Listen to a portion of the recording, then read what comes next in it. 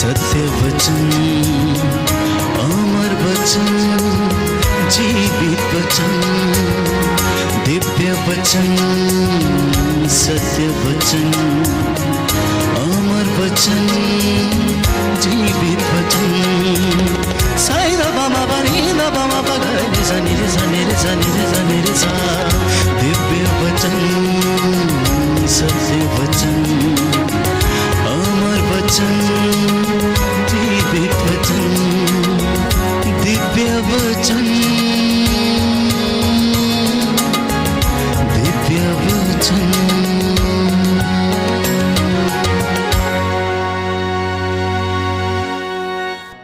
प्रियजनों, प्रभु ने वचन दिया है।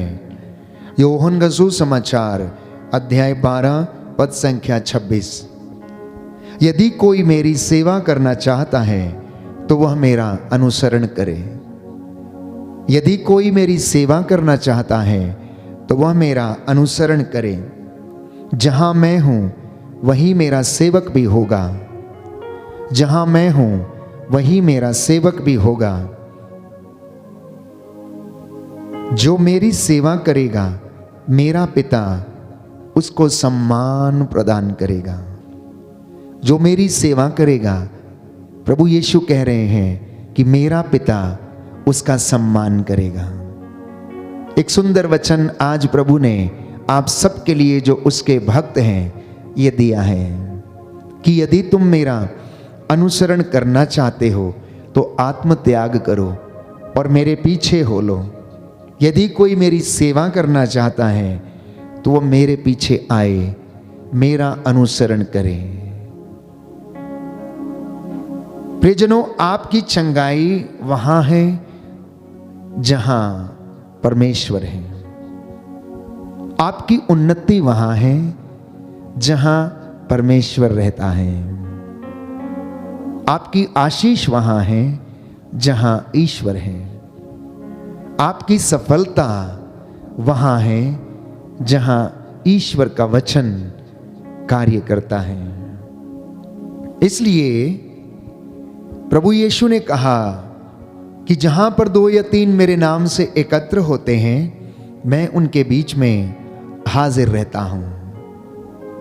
यदि तुम मेरा नाम लेकर मुझसे कुछ भी मांगते हो तो मैं तुम्हें वही प्रदान करूंगा। बाइबल हमें बताती है कि परमेश्वर हमारे हृदयों को देखता है। इंसान तो बाहरी रूप देखता है, लेकिन परमेश्वर हृदय देखता है। वो हमारा उत्साह देखता है, हमारा दृढ़ संकल्प देखता है, हमारी मेहनत देखता है और उसके ऊपर वो आशीर्वाद हमें प्रदान करता है। उसने अपने नबियों का, अपने संतों का, जिन्होंने अपना जीवन प्रभु के लिए समर्पित किया, उनका उत्साह देखा। उनके अंदर जो जोश था वो देखा। उनके अंदर जो ज्वाला भड़क रही थी वो प्रभु ने देखी और उन्हें ब्लेस किया। प्रेरितों के अंदर पवित्र आत्मा की जो आग काम कर रही थी, जिसके द्वारा उन्होंने सैकड़ों लोगों को परमेश्वर के नाम का साक्ष्य दिया, यीशु मसीह के नाम का साक्ष्य दिया, और उसके द्वारा परमेश्वर ने बहुत से रोगियों को चंगा किया और प्रभु के वचन का प्रचार प्रसार होता रहा। प्रभु का वचन बढ़ता रहा और आज करोड़ों की संख्या में लोग उस प्रभु को जानते हैं, पहचानते हैं, अनुभव करते हैं और उसकी महिमा को अपने जीवन में अनुभव करते हैं। जिनको वो चाहता है ऊपर उठाता है और ब्लेस करता है, प्यारे भाई प्यारी बहन। लेकिन शर्त यह है कि प्रभु ये कहता है, अगर तुम मेरी सेवा करना चाहते हो तो तुम्हें मेरा अनुसरण करना होगा, मेरी बातों को मानना होगा। इसलिए प्रभु यीशु ने कहा कि जहां तुम्हारा धन होगा वहीं तुम्हारा हृदय भी होगा। जहां तुम्हारा ईश्वर है वहां तुम्हारी आशीष भी है। जहां परमेश्वर का वचन है, और वचन जब बीज के रूप में बोया जाता है तो वो उगता है और 60 गुना, 70 गुना, 100 गुना फल लाता है और वो किसान को आनंदित करता है। उसी तरह से वचन भी प्रभु अपने भक्त को जब प्रदान करता है तो वो उसे आनंद देता है। Hallelujah, hallelujah. यीशु की स्तुति हो, यीशु की स्तुति यीशु हो। को धन्यवाद, यीशु को हे धन्यवाद। प्रभु यीशु, हे प्रभु यीशु, आपका वचन रूपी बीज आपका वचन रूपी बीज मेरे जीवन में, मेरे जीवन में, मेरे परिवार में, मेरे परिवार 100 में गुना फल लाए। 100 गुना फल लाए। आमीन। आमीन। तो परमेश्वर किसी से पक्षपात नहीं करता, परमेश्वर किसी से पक्षपात नहीं करता। वो जिसको चाहे, जितनी मात्रा में चाहे, वो उसे उतना प्रदान करता है। और जैसा मैं अक्सर कहता हूं, जिसकी जितनी बड़ी झोली है उसमें उतना ही समाता है। आपकी झोली छोटी है तो उसमें थोड़ा आएगा। अगर आपकी झोली बड़ी है तो उसमें ज्यादा समाएगा। जो ज्यादा आत्मत्याग करेगा, जो ज्यादा सेवा करेगा, जो ज्यादा प्यार दिखाएगा, वो ज्यादा फल प्राप्त करेगा, वो ज्यादा आशीष ग्रहण करेगा, वो ज्यादा अभिषेक प्राप्त करेगा। प्यारे भाइयों और बहनों, और परमेश्वर उसे उसी के अनुसार वरदान देता है और आशीष प्रदान करता है। शैतान जो झूठ का पिता है, अंधकार का सरदार है और अपने को संसार का नायक समझता है और अपने को उजाले का दूत के रूप में बदल लेता है।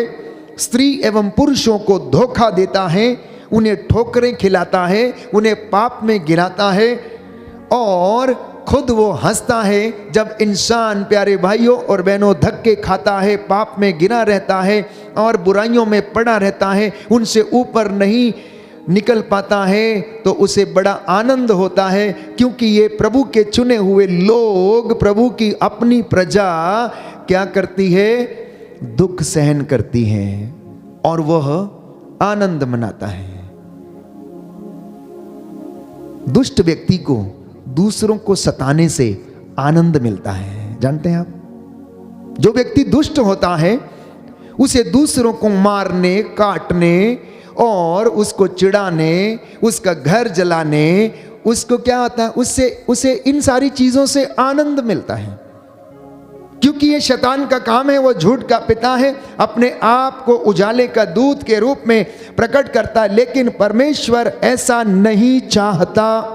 परमेश्वर चाहता है कि आप उसकी हजूरी में रहें, आप उसकी कृपा से वंचित ना हो जाएं, आप पाप में ना गिरें, आप उसकी आज्ञाओं का पालन करें, आप उसके वचन को जो तलवार है आत्मा की उसको लेकर आगे बढ़ें, और जिससे कि आप शैतान के सारे अग्निमय बाणों को बुझा सकेंगे। जैसा कि बाइबल हमें बताती है एफेसियों के पत्र अध्याय 6 पद संख्या 10 और उससे आगे, कि अब तुम ईश्वर के अपार सामर्थ्य से बल ग्रहण करो।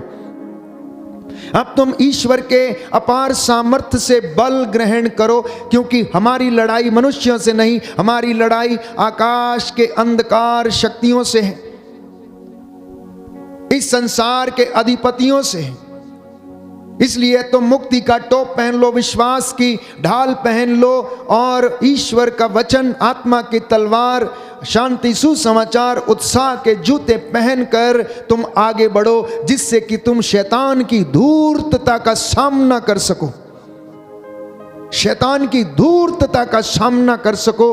क्योंकि बाइबल हमें बताती है कि परमेश्वर ने अदन वाटिका में शैतान को, जो सांप का रूप धारण करके अदन वाटिका में आया और उसने आदम और हवा को प्रलोभन दिया और उन्हें बहका दिया, तो परमेश्वर ने, प्यारे भाइयों और बहनों, उस सांप को श्राप दिया कि आज से तू पेट के बल चलेगा और मिट्टी, जीवन भर मिट्टी खाएगा। और बाइबल हमें बताती है कि सारे प्राणियों में शैतान सबसे धूर्त था, सारे प्राणियों में शैतान सबसे धूर्त था, प्यारे भाइयों और बहनों। और इसी के साथ बाइबल हमें बताती है कुरिन्थियों के दूसरे पत्र अध्याय 11 पद संख्या 13 से 14 में कि आप लोग झूठे प्रचारक और कपटपूर्ण कार्यकर्ताओं से भी सावधान रहें, जो मसीह के संदेश वाहकों का स्वांग रचते हैं, ये आश्चर्य की बात नहीं है, क्योंकि स्वयं शैतान ज्योतिर्मय स्वर्गदूत का स्वांग रचता है। इसलिए मैं बार बार कहता हूं कि आप बहकावे में ना आए, आप बहकावे में ना आए, किसी की बातों में ना आए। आप प्रभु के वचन को सुने, उसको पढ़ें और उसको अपने जीवन में अनुभव करें, उसे अपने जीवन में अनुभव करें। दुनिया की कोई ताकत आपको बचा नहीं सकती, लेकिन एक ताकत प्यारे भाइयों और बहनों जो हमें दी गई है, परमेश्वर का वचन जो जिंदा है, वो आपको बचा सकता है, आपको उद्धार देगा और आपकी आत्मा इसके द्वारा बचाई जाएगी। जब हम इस वचन को सुनेंगे तो ये हमारा जीवन बदल देगा, हमारे परिवार को बदल देगा। ये प्रभु आज आपसे कहना चाहता है कि तुम मेरी बातों को ध्यान पूर्वक सुनो, कान लगाकर सुनो, ये तुम्हारे शरीर को नवजीवन प्रदान करेंगी। बोलिए आमेन, आमीन, hallelujah, hallelujah, hallelujah, hallelujah. Yeshu की स्तुति हो, यीशु की स्तुति यीशु हो। को धन्यवाद। यीशु को धन्यवाद। हे प्रभु यीशु, हे प्रभु मैं इस यीशु, वचन को ग्रहण करता मैं हूँ। इस वचन को ग्रहण करता हूँ। हालेलुया। हालेलुया। तो इंसान का हृदय शैतान का कारखाना बन जाता है जब इंसान शैतान की बातों को सुनने लगता है, जब वो हर प्रकार के षड्यंत्र रचने लगता है, जब दूसरों को गिराने का वो प्रयास करता है, जब उसके मन में और उसके हृदय में दूसरों के प्रति बुराई, दूसरों के प्रति अनेक प्रकार की बुरी बातें, उनको गिराना, मारना, लूटना, नष्ट करना, जब ऐसी बातें इंसान के हृदय में आने लगती हैं तो वो शैतान का कारखाना बन जाता है, शैतान का कारखाना बन जाता है। इसलिए आज मनन चिंतन का विषय ये है, अपने आप से पूछ के देखना, अपने हृदय की टोह लेके देखना, अपने हृदय को प्यारे भाइयों और बहनों जांच के देखना कि क्या वास्तव में आपका हृदय परमेश्वर का मंदिर है या फिर शैतान का कारखाना है। दुनिया में आज ऐसे तमाम लोग हैं प्यारे भाइयों और बहनों जो किसी ना किसी रूप में ईश्वर के रास्ते से भटके हुए हैं, धर्मशास्त्र की शिक्षा से भटके हुए हैं, अपने मार्गों पर चले हुए, बुराई में फंसे हुए हैं। इसीलिए हर जगह पाप, हर जगह बुराई, हर जगह शोषण, हत्या, भ्रष्टाचारी, अनेक प्रकार की बुराइयां इस दुनिया में मौजूद हैं। हर कदम पर आपको प्यारे भाइयों और बहनों अन्याय मिलेगा। ये बातें कहां से निकलती हैं? बाइबल हमें बताती है कि मनुष्य के हृदय से निकलती हैं, मनुष्य के हृदय से निकलती हैं। इसलिए अपने हृदय की रक्षा करना, अपने हृदय को संभाल के रखना, अपने मन को संभाल कर रखना, कहीं ये अनेक प्रकार की विचारधारा से कुंठित ना हो जाए, परमेश्वर से दूर ना चला जाए। प्रभु यीशु आपको समझा रहे हैं, मेरे बेटे, मेरी बेटी, तू अपने हृदय की रक्षा करना। क्या तू नहीं जानता कि ये तेरा हृदय ईश्वर का मंदिर है, पवित्र आत्मा का मंदिर है? प्रभु कहता जो इसे नष्ट करेगा मैं उसे नष्ट कर दूंगा। इसलिए आज आप लोगों के लिए प्रभु यीशु का ये संदेश है कि मेरे बेटे और मेरी बेटियों, मेरे बच्चों, तुम अपने मन की रक्षा करो, अपने हृदय की रक्षा करो, अपनी जुबान की रक्षा करो, क्योंकि इससे श्राप और आशीर्वाद दोनों निकलते हैं। इससे श्राप और आशीर्वाद दोनों निकलते हैं। तो प्यारे भाइयों और बहनों, शैतान के बुरे विचार इंसान के मनों को खोखला बना देते हैं। मन की दृष्टि से वो अंधा हो जाता है, जिससे वह परमेश्वर की महिमा एवं प्रेम को देख नहीं पाता है। जब इंसान इन तमाम बुराइयों में फंस जाता है तो वो ईश्वर की महिमा को देख नहीं पाता है, वो ईश्वर के अच्छे कामों को देख नहीं पाता है, उसकी महिमा नहीं कर पाता है, उसके मन में बुरे विचार आते हैं। प्यारे भाइयों और बहनों, वो ना तो पहचान पाता है कि वास्तव में यीशु मारा गया, वो ये अंगीकार नहीं कर पाता कि यीशु मसीह उद्धार करता है, वो ये अंगीकार नहीं कर पाता कि यीशु उसको जीवन प्रदान करता है। तो हर मनुष्य जो अंधकार में है वो पाप करता है, वो अविश्वासी है, परमेश्वर के सामने अंधे एवं मृतक के समान है। और ऐसे लोग शैतान के राज्य में कार्य करते हैं। प्रभु यीशु इस दुनिया में आए, क्या करने के लिए आए? वो आपको और मुझे इन तमाम बुराइयों से आजाद करने के लिए आए, शैतान की गुलामी से आजाद करने के लिए आए। पिता परमेश्वर ने, बाइबल हमें बताती है, समय समय पर नबियों को भेजा। उन्होंने लोगों को प्रायश्चित का संदेश सुनाया। उन्होंने परमेश्वर के बातों को उन्हें बताया। इज़राइल के पापों को नबियों ने गिनाया। नबी होशिया ने, नबी आमोस ने, नबी हगाई ने, प्यारे भाइयों और बहनों, एक एक करके इज़राइल के पापों को परमेश्वर ने अपने इन नबियों के द्वारा गिनाया और उनसे कहा कि देखो, तुमने मेरी बातों को नहीं पहचाना है, तुमने मेरी बातों को नहीं सुना, तुम मेरे रास्ते पर नहीं चले, इसलिए अब मैं तुम पर यह विपत्ति आने दूंगा।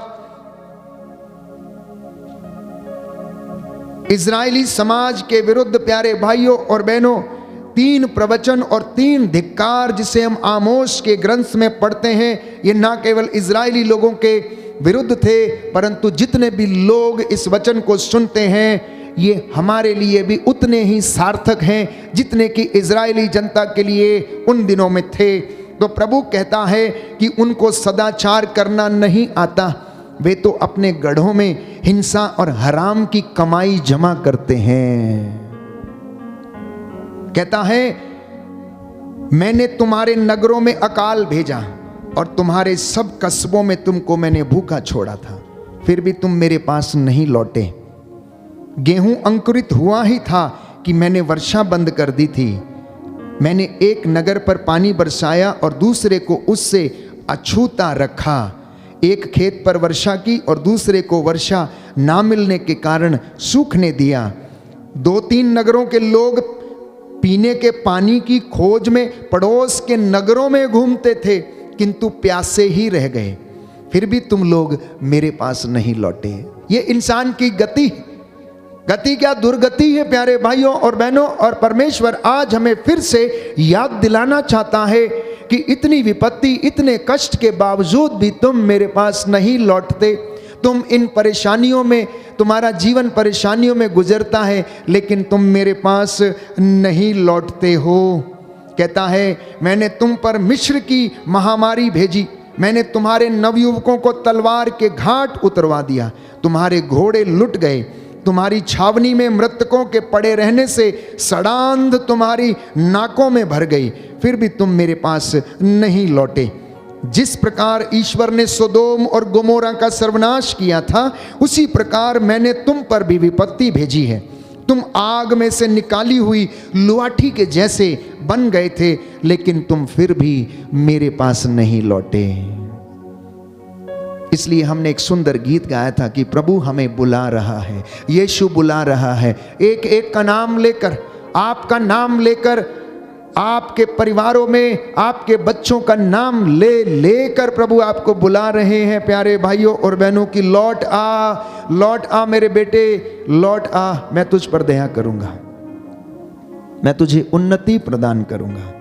क्योंकि इंसान का हृदय, उसका मन शैतान का कारखाना बना हुआ है, तो इसलिए वो परमेश्वर के सामर्थ्य को, उसकी महिमा को, उसके आशीर्वादों को देख नहीं पाता है। उसकी पूरी जिंदगी भर में वो उसके महिमा के कामों को देख नहीं पाता है। बस यही कारण है कि हम उसकी महिमा से वंचित रहते हैं, प्यारे भाइयों और बहनों। तो आमोस नबी इज़राइल के विरुद्ध तीसरा प्रवचन देता है अध्याय 5 में, और कहता है, जीवित रहने के लिए प्रभु ईश्वर को ढूंढो। आमोस नबी का ग्रंथ अध्याय 5 पद संख्या 6। अगर तुम जीवित रहना चाहते हो तो कहता है तुम परमेश्वर को ढूंढो। ऐसा ना हो कि वह यूसुफ के घराने पर आग की तरह लपक आए, जो उसे भस्म कर डालेगी और जिसे बेतेल में कोई भी बुझा नहीं सकेगा। कहीं ऐसा ना हो कि तुम परमेश्वर से दूर चले जाओ और वो तुम पर से अपना हाथ पीछे खींच ले और तुम नष्ट हो जाओ। प्यारे भाइयों और बहनों, पवित्र बाइबल के वचन खरे हैं, खरे हैं। उसकी एक एक मात्रा, एक एक बिंदु प्रभु यीशु ने कहा पूरा हुए बिना नहीं टलेगा। इसलिए प्रभु के भक्त होने के नाते जब हम उसकी आराधना करते हैं, स्तुति करते हैं, तो समर्पण हमारे जीवन की सबसे अच्छी आदत बननी चाहिए। अपने परिवार को समर्पित करना, बच्चों को समर्पित करना। हमारे जीवन में हो सकता है आज कुछ काम हुए हैं, कुछ नहीं हुए हैं। प्रभु कहता है चिंता क्यों करते हो, मैं तुम्हारी चिंता करता हूं। इन गौरैयों को देखो, इन चिड़ियों को देखो, ये ना तो बोते हैं ना काटते हैं, लेकिन फिर भी ईश्वर उन्हें क्या करता है, खाना खिलाता है। ना तो वो बटोरते हैं, ना उनके बखार हैं, ना वो जमा करते हैं, लेकिन एक भी भूखा नहीं रहता है। ऐसा विश्वास प्यारे भाइयों और बहनों कलीसिया में और विश्वासियों के जीवन में होना चाहिए। इसलिए मैंने आपके लिए वचन पढ़ा था कि प्रभु ये कह रहे हैं कि अगर तुम मेरी सेवा करना चाहते हो तो मेरा अनुसरण करो, जैसा मैंने किया वैसे तुम भी एक दूसरे के साथ करो। Hallelujah, hallelujah, hallelujah, hallelujah. Yeshu की स्तुति हो, यीशु की स्तुति यीशु का धन्यवाद, यीशु को यीशु की धन्यवाद। आराधना हो, यीशु की आराधना यीशु की महिमा हो, यीशु की महिमा यीशु को धन्यवाद। यीशु को अब धन्यवाद। आप पूछेंगे कि हम कैसे अनुसरण करें, प्रभु हम कैसे आपके पीछे आए, प्रभु हम क्या करें। हम कर तो रहे हैं, उपवास भी करते हैं, प्रार्थना भी करते हैं, दशमांश भी देते हैं, सेवा भी करते हैं, चर्च की सफाई भी करते हैं, बीसीसी ग्रुप में प्रार्थना भी करते हैं। प्रभु हम सब कुछ तो कर रहे हैं। कहता है एक बात की कमी है तेरे जीवन में, मैं जानता हूं कि तू सब ये काम करता है, कर रही है, एक बात की कमी है और वो ये है कि तेरा आचरण संसार के आचरण के जैसा है। इसलिए संत पौलुस स्पष्ट करता है इस बात को अफेसियों का पत्र अध्याय 2 पद संख्या 2 में कि आपका आचरण संसार की रीति के अनुकूल, आकाश में विचरने वाले अपदूतों के नायक के अनुकूल था, उस आत्मा के अनुकूल जो अब तक ईश्वर के विरोधियों में क्रियाशील है। उससे बचने का पूरा पूरा प्रयास कर। मैं जानता हूं कि तू उपवास करता, मैं जानता हूं तू प्रार्थना करता, मैं जानता हूं तू प्रेज एंड वर्शिप करता है, लेकिन तेरा आचरण अभी भी इस संसार के आचरण के जैसा है, इस संसार के नायक के उसका जैसा आचरण है वैसा है। इसलिए तू अपने आप को शुद्ध कर। इसलिए अपने हृदय पर ध्यान दे, उसकी रक्षा कर। अपने होठों पर, अपनी जुबान पर ध्यान दे, उसकी रक्षा कर। अपने कानों पर ध्यान दे कि क्या सुनना चाहता है, क्या सुनना चाहती हो तुम। प्यारे भाइयों और बहनों, बस इसी बात की कमी है। हमारे काम तो पर्याप्त है, निंदा करने से हम बाज नहीं आते हैं। किसी भी कलीसिया के लोगों में आप चले जाइए, ग्रुप में चले जाइए, प्रार्थना समाप्त होगी, समूह उठेगा और उसके बाद एक दूसरे की निंदा करना शुरू कर देंगे। जितनी अनॉइंटिंग 2 घंटे में आई थी वो 2 घंटे के तुरंत बाद 2 सेकंड में गायब। प्रभु कहता है मैंने आपको ब्लेस किया, लेकिन आपने उस अनॉइंटिंग को अपने जीवन में नहीं रखा। बस ये कमी है, और उस कमी को प्रभु यीशु आज आपको चाहता है कि आप उसे पूरा करें, और वो आपको सामर्थ्य प्रदान करेगा। तो यीशु इसीलिए आया था। बाइबल हमें बताती है कि वो शैतान के कामों को क्या करे, नष्ट करे। Hallelujah, hallelujah. योहन का पहला पत्र अध्याय 3 पद संख्या 8 यीशु मसीह इसलिए प्रकट हुए जिससे कि वह शैतान के कामों को अंत करें। Hallelujah, hallelujah. तो यीशु मसीह इस दुनिया में इसलिए आया ताकि वो शैतान के कामों को क्या करे, अंत करे। शैतान के काम, उसके षड्यंत्र, उसकी बातें जो हमें प्रलोभन में डालती हैं, बहकाती हैं, हमारा सर्वनाश करती हैं, लेकिन हम नादान लोग समझ नहीं पाते हैं कि आखिर ये क्यों हो रहा है।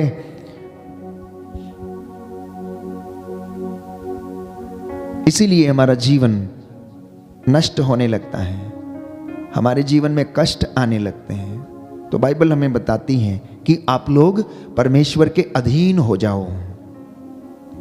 आप लोग परमेश्वर के अधीन हो जाओ और शैतान का सामना करो तो वो तुम्हारे पास से भाग जाएगा, ऐसे नहीं भागेगा। जब तक आप पवित्र आत्मा के अधीन नहीं हैं, जब तक आपके हाथ में पवित्र आत्मा की तलवार ईश्वर का वचन नहीं है, वो आपके सामने से नहीं भागेगा।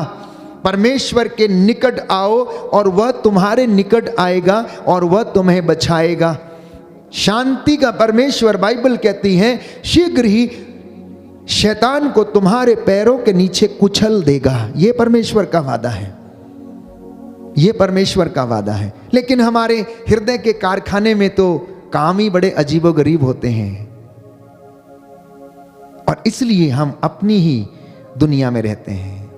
हमारी जिंदगी में यही कशमकश रहती है, दुखों को सहन करना, कष्ट में जीवन बिताना, आर्थिक तंगी में रहना, बेरोजगारी में रहना, और इन तमाम चीज़ों से हम गुजरते हैं। प्रियजनों, अदन वाटिका में प्रभु ने आदम से कहा, आदम, क्योंकि तूने मेरी बातों को नहीं माना, क्योंकि तूने मेरा आदेश का पालन नहीं किया, इसलिए अब सुन, तू जिंदगी भर मिट्टी खोदेगा और तू अपने पसीने की कमाई खाएगा। तू जिंदगी भर मिट्टी खोदेगा और तू अपने पसीने की कमाई खाएगा। इसलिए मेहनत करना इंसान के लिए आवश्यक है। जब तक वो मेहनत नहीं करेगा, उसके जीवन में उन्नति और आशीर्वाद नहीं आएगा। कोई भी व्यक्ति हो, धर्मात्मा, धर्मी, वो अपनी धार्मिकता का पुरस्कार प्राप्त करेंगे। जो विश्वासी है, अपने विश्वास के द्वारा उसे पुरस्कार मिलेगा। इसलिए प्यारे भाइयों और बहनों, परमेश्वर का वचन, बाइबल हमें बताती है कि परमेश्वर आलसी मनुष्य से घृणा करता है, क्योंकि ईश्वर ने आदम को ये बात कही कि तू आज से अपनी मेहनत की कमाई खाएगा, लेकिन उसे ब्लेस कौन करेगा? परमेश्वर करेगा। और बाइबल हमें कहती है कि यदि कोई धनवान बनता है, यदि कोई सफल बनता है, तो वो परमेश्वर की कृपा से और आशीर्वाद से बनता है, दूसरी जगह से नहीं, दूसरी तरीके से नहीं। इसलिए हर व्यक्ति को मेहनत करना है, याजक को, धर्म बहन को, धर्म भाई को, विश्वासी को, कलीसिया के लोगों को, प्रभु के भक्त को, जो उसकी हजूरी में रहता है, जो उसका सेवक है, उन सबको मेहनत करना है। घरों में यदि आप चाहते हैं कि परमेश्वर की आशीष आए, तो आपको परमेश्वर के अधीन रहना होगा। याकूब का पत्र अध्याय 4 पद संख्या 7 से 10 में बाइबल हमें बताती है कि आप लोग ईश्वर के अधीन रहें, अपनी दुर्गति पहचान कर शोक मनाएं और आंसुओं को बहाएं। आपकी हंसी शोक में और आपका आनंद विषाद में बदल जाए। प्रभु के सामने दीनहीन बने और वो आपको ऊंचा उठाएगा। घमंडियों को नहीं, अहंकारियों को नहीं, डींग हाँकने वालों को नहीं। बाइबल कहती है कि आप लोग परमेश्वर के सामने दीनहीन बने तो वह आपको ऊपर उठाएगा। ये आज का वचन आप सबके लिए है। जितने भी लोग इस वचन को सुनेंगे, प्रभु आज आपके जीवन में आशीष प्रदान करेगा, उद्धार लाएगा, आपका जीवन बदल जाएगा। दाहिना हाथ उठाकर इस वचन को मेरे पीछे दोहराइए। याकूब का पत्र अध्याय 4 पद संख्या 7 से 10। प्रभु का वचन कहता है, आप लोग ईश्वर के अधीन रहें, अपनी दुर्गति पहचान कर शोक मनाएं और आंसू बहाएं। आपकी हंसी शोक में और आपका आनंद विषाद में बदल जाए। प्रभु के सामने दीनहीन बने और वह आपको ऊंचा उठाएगा। Hallelujah, hallelujah, hallelujah. तो यदि कोई व्यक्ति ये कहता है कि वो पाप नहीं करता, तो वो अपने आप को धोखा देता है। यदि कोई व्यक्ति ये कहता है कि मैंने ये नहीं किया, मैं कोई बुराई नहीं करता, मेरे जीवन में ऐसी कोई बात नहीं है तो वो अपने को धोखा देता है, क्योंकि बाइबल स्पष्ट करती है कि इंसान ईश्वर की महिमा से वंचित है, क्योंकि सबने पाप किया, कोई भी अच्छा नहीं है। इसलिए आप लोग ऐसा कहकर पाप ना करें, बल्कि अपनी दुर्बलताओं को स्वीकार करें। और संत पौलुस कहता है कि एक दूसरे के सामने अपने पापों को स्वीकार करें, मतलब अपनी गलतियों को स्वीकार करें। घरों में परेशानियां होती हैं, लड़ाई झगड़े होते हैं, मन मुटाव होते हैं, आपसी वाद विवाद हो जाते हैं। सूरज डूबने से पहले एक दूसरे से कहे, आई एम सॉरी, मैं तुम्हें क्षमा करता हूं, मुझे भी क्षमा करो, आओ हम बैठे प्रार्थना करें, और प्रभु आपको ब्लेस करेगा।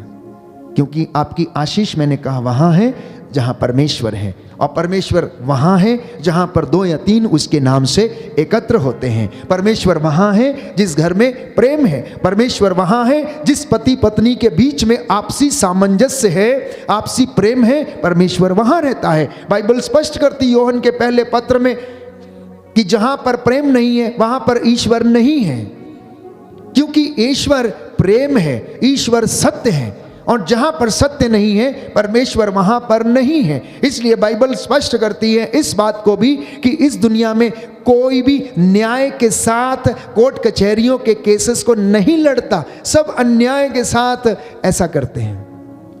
कोई भी व्यक्ति ऐसा नहीं है जो अच्छा है। इसलिए संत यूहन्ना अपने पहले पत्र अध्याय 1 पद संख्या 8 से 9 में कहता है, यदि हम कहते हैं कि हमने पाप नहीं किया तो हम उसे झूठा कहते हैं।